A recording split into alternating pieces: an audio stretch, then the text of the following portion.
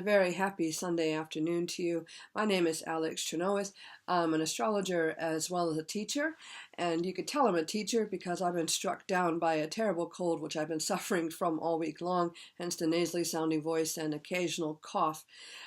Today I'm going to be talking to you a little bit about Jupiter, and I've spoken about Jupiter through the signs and talked about different learning styles for each of the year groups in a previous video, but in this video today I just want to focus on year 7, or if you teach in the United States or Australia, grade 6. I'm talking about 11 to 12-year-olds who are undergoing a phenomenal, tremendous amount of change neurologically, physically, and I'm going to argue educationally and spiritually as well.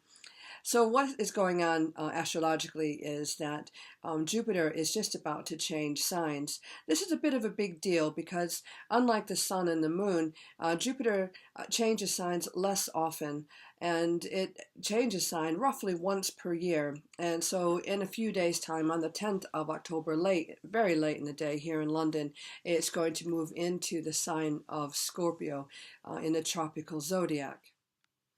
To understand the nature of a planet, it can be very helpful to study the astronomical features of the planet that you're wanting to study. In the case of Jupiter, it's a gas giant. It's our largest planet in our solar system, and it has a lot of things happening around it. For example, it has lots of different moons. It has captured asteroids and all sorts of space junk orbiting around it in all sorts of different directions. It takes an enormous amount of confidence to keep these things going. It takes an enormous amount of faith to trust that these things won't collide. And so we have two little bits of information on faith and confidence that describe Jupiter. But let's look at the sign that it occupies. So in our tropical zodiac, because there is a different zodiac known as the sidereal zodiac, I'm just focusing on Western astrology at the moment. The tropical zodiac, we have Jupiter coming into Scorpio in a few days' time.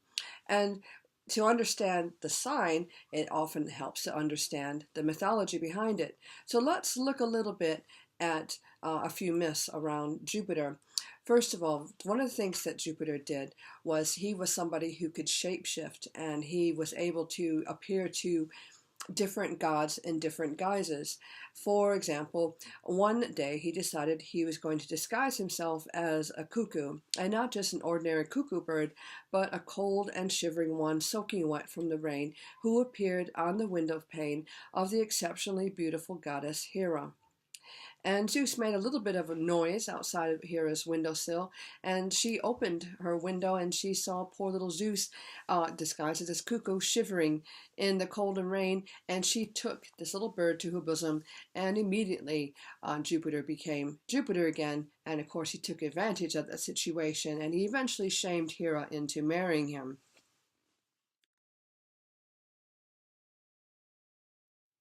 Now, to pull this off, Jupiter had to have a very good understanding, first of all, of himself, of his own abilities and what he was capable of. And he had to have the confidence and also a bit of the faith to make this thing work.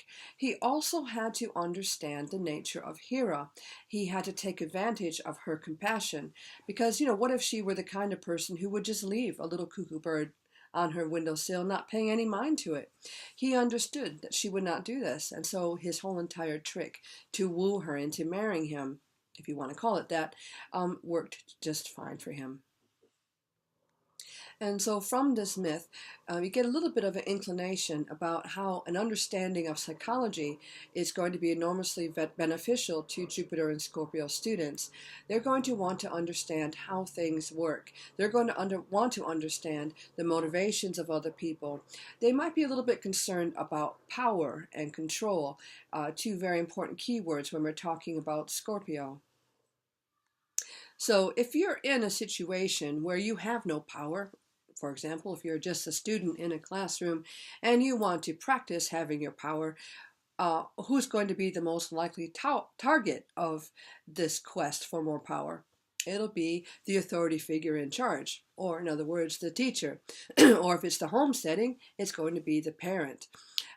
So these students study and they watch and they learn about what motivates people and what entices them, what tempts them, what might get them out of work if they could just find the right distraction to get the authority figure's attention from them onto something else. So when they're quiet, I always say, is when you need to be a little bit more awake around these Jupiter and Scorpio students, because they're absorbing everything that you do and say, and they're trying to work out how they're going to manipulate you into doing something you never intended on doing, no matter what it may be. So with this group, more than any others, it's important to have especially firm boundaries.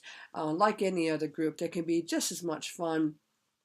They can be just as entertaining, but for authority figures, you really need to be the ones that are in control and the ones to know yourself most. And for the authority figures, you would do that through Saturn.